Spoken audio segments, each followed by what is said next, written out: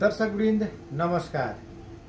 म आजको एपिसोडमा यहाँहरूलाई एउटा अत्यन्तै महत्त्वपूर्ण विषय माङ्गलिक दोष र माङ्गलिक दोष हरण नलाग्ने अवस्थाका सम्बन्धमा चर्चा परिचर्चा गर्न गइरहेको छु।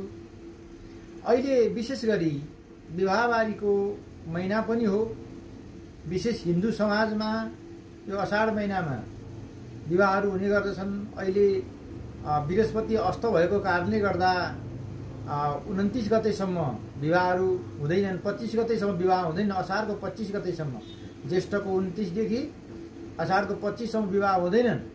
तथापि यो विवाह गर्ने विषयमा माङ्गलिक समस्याहरू र लग्न कुण्डलीमा माङ्गलिक समस्या भएका कुराहरूका बारेमा धेरै नै भ्रम र सत्यता लुकेको छ। त्यसकारणले मैले आजको एपिसोडमा यहाँहरूलाई ती सत्यताहरू के हुन्, शास्त्रीय सत्यताहरू के हुन् र त्यहाँनिर भएका जुन भ्रमहरू, जुन सत्यतालाई एउटा माङ्गलिक दोष हरणले गर्दा जुन माङ्गलिक दोष लाग्दैन त्यसको बारे जानकारी नभएर जुन भएका भ्रमहरू के हुन् भन्ने सम्बन्धमा चिरफार गर्न गइरहेको छु। कस्तो अवस्थामा माङ्गलिक हुन्छन् त? शास्त्रीय एउटा श्लोक छ, लग्ने व्याये च पाताले जामिन्द्रे चाष्टमे कुजे कन्या भारती विनाशाय भर्ता कन्या विनाशक। कुनै पनि जातकको लग्न कुण्डलीको लग्न बे भनेको 12औं भाव, पाताल भनेको 7औं भाव र चतुर्थ भावमा यदि मङ्गल छ र अनि 8औं भावमा पनि मङ्गल छ भने यस्तो अवस्थाको कुण्डलीलाई माङ्गलिक कुण्डली भनिन्छ।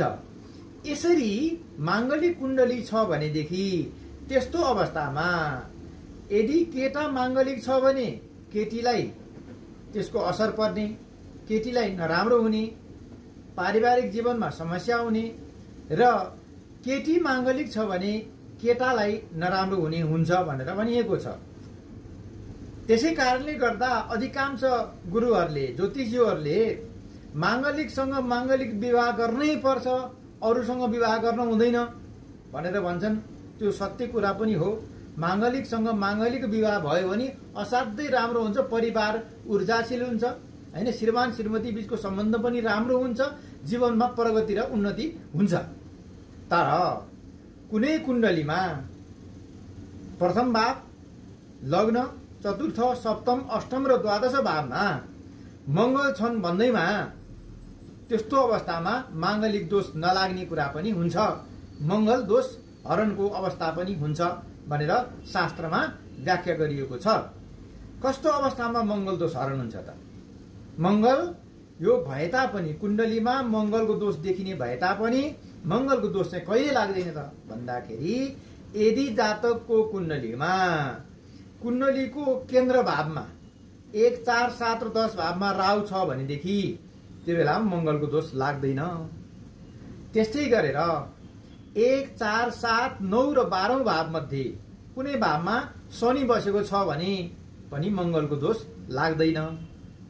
यसै गरी दोस्रो भावमा चन्द्र र शुक्र बसेका छन् भने त्यस्तो अवस्थामा पनि मङ्गलको दोष लाग्दैन।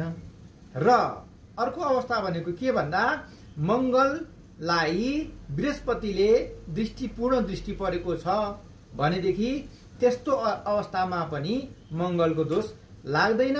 र अर्को मङ्गल र राहुको युति भएर जुनसुकै भावमा बसेको भए तापनि जुन माङ्गलिक हुने भाव 1, 4, 7, 8 र 12 भाव मध्ये कुनै भावमा मङ्गल र राहुको युति छ भने पनि मङ्गलको दोष लाग्दैन।